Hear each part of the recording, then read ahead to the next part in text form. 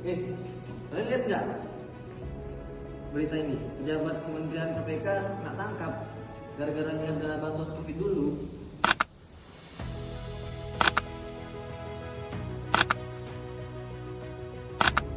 Hah?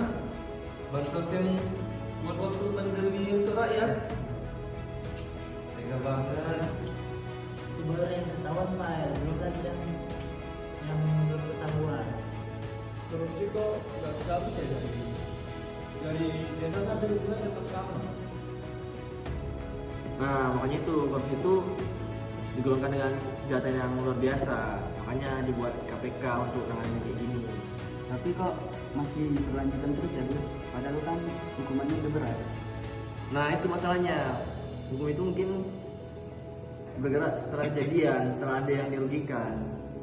Dia nindak bukannya mencegah. Cuma lihat kasus bansos tadi baru ketahuan pas dananya udah raib, makanya udah kena dampak duluan.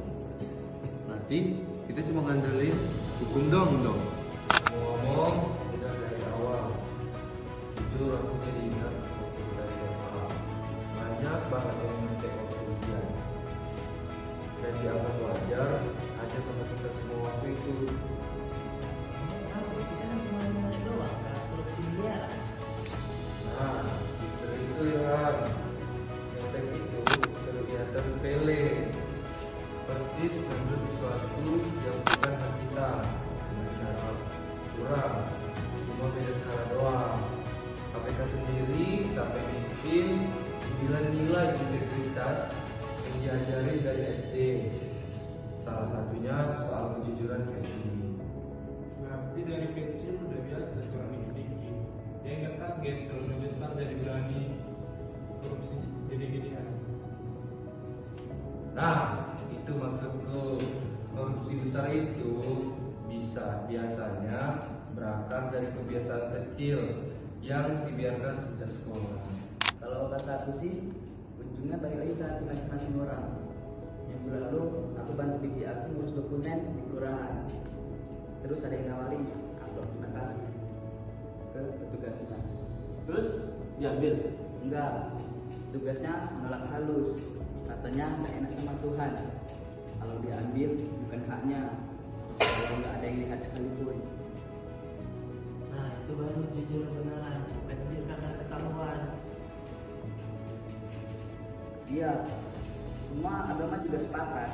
Korupsi itu ngambil hak orang lain secara nggak sah. Bahkan cuma soal hukum negara, tapi soal dosa juga.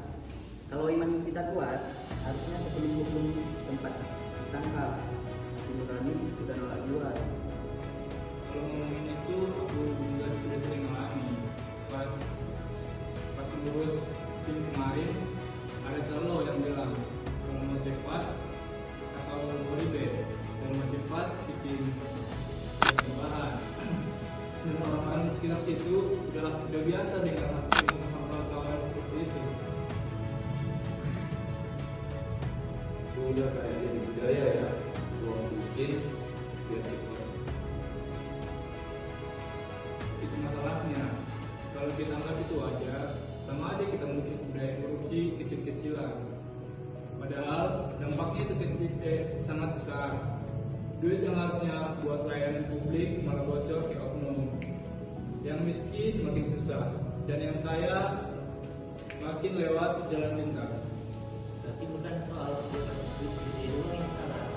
Kita yang biasa kasih uang, licin juga ikut orang ini. Tapi kalau dipikir-pikir, dari tadi kita ngomongin hukum, pendidikan, agama, ekonomi, semuanya kan bukan kebijakan. Semua orang punya plan masing-masing, maksud kita lakukan. Terus kita mau ngapain? Cuma mau ngobrol gitu doang. Harus sih, jadi jawab buat berbagai sesuatu. Sekarang aja banyak anak muda bikin konten TikTok, Instagram, kita isu-isu kayak gini biar banyak yang sadar. Ada juga yang bikin challenge jujur itu keren. Berarti kita juga bisa mulai dari hal kecil, seperti kebencian, menolak atau menerima uang izin, atau seperti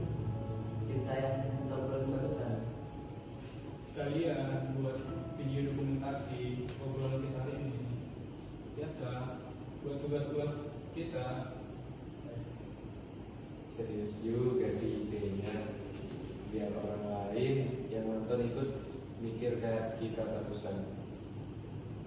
Karena korupsi nggak akan selesai cuma dari satu sisi, kayak hukum, pendidikan, agama, ekonomi, sampai anak muda kayak kita. Semua harus jalan bareng, dan semua itu bisa dimulai dengan obrolan sederhana ini. Anti korupsi dimulai dari